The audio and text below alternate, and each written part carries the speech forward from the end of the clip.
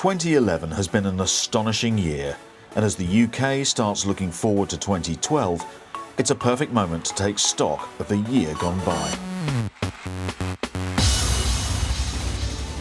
The BAFTAs and Oscars are a triumph for one movie, The King's Speech, winning Best Actor at both for the ever-popular Colin Firth, playing the stuttering King George IV. If you are privileged enough to be among a group of nominees, it's exceptional. But if you're actually with 13 other people who were there making it with you, that's the thing that really, it makes it feel like a party. It's not often that clocks get in the news, but on March the 14th in Trafalgar Square, crowds gathered to watch members of Team GB get things started. And it's 500 days and counting.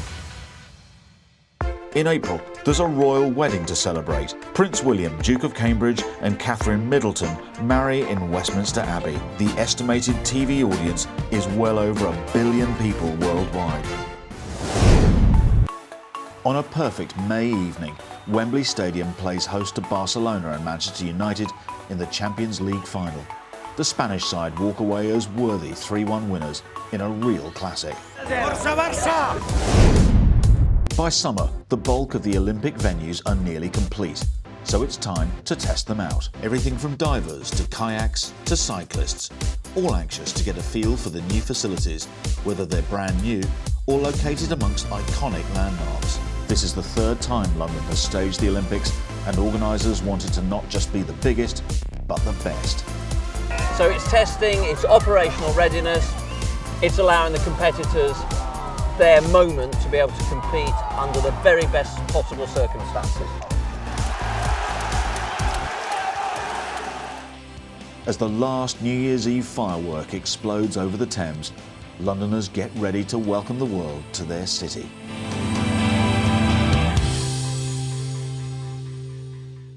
% of the park is complete. In large part, all the work has started on permanent venues outside of the park in terms of overlay and getting our teams all in place. And with the torch relay and the volunteers, as will be announced in growing numbers over the next few months, this is really a great moment to start talking about the extraordinary events that will take place here in London next year. As well as all the records certain to be broken during the Games, the Olympic Park itself will achieve a few of its own. The stadium is the lightest in Olympic history, containing less than 10,000 tonnes of steel, and 50% of all materials used were delivered to the site by rail or water, resulting in 5 times lower CO2 emissions. As we enter 2012, the Cultural Olympiad will be entering its 4th and final year. It's designed to give everyone in the UK a chance to be part of the Games, especially young people. It includes everything from local theatre, dance and art projects to larger scale events. In London, Shakespeare's Globe Theatre has something very special indeed lined up. As part of the Olympics, Festival 2012 and the Cultural Olympiad, Shakespeare's Globe's undertaking one of the largest World Shakespeare Festivals ever undertaken. For 6 weeks we have 37 international countries coming to the Globe to perform each one of the plays in the canon of 37 plays Shakespeare wrote. And if Shakespeare isn't for you, then alongside the Cultural Olympiad, the regular major festivals like Edinburgh will still be running, as will London's West End, where few will be working harder than 3 young boys who are more like athletes themselves than actors. I think the audience reactions for me, like after you've done a big number and they're all like cheering, it's just the best. A stone's throw from where Billy Elliot is playing to packed houses is Buckingham Palace, where, on June the 5th, Queen Elizabeth II will celebrate 60 years on the throne.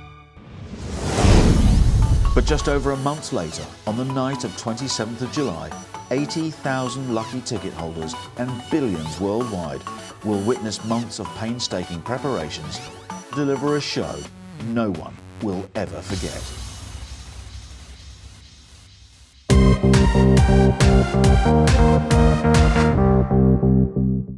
Shakespeare's Globe is the only authentic reproduction of a theatre from 1599, from Elizabethan time. If Shakespeare walked in tomorrow, he would recognise this venue as where his plays were performed. And it's thrilling for audiences where we have 700 people standing, 900 seated, where they're all lit. Everyone can see each other. There's a very special actor-audience relationship that you don't get in a traditional theatre where the lights go down as soon as the show starts. People read Shakespeare, sometimes they find the task quite hard. When you come and see a production of Shakespeare at Shakespeare's Globe in its authentic reproduction 1599 theatre, you suddenly see how his plays are performed. With the quality of our actors and the ensemble who work here, you really get to grips with the play, understand the stories. They're so humane, they're so real, and indeed they have huge relevance to our lives today.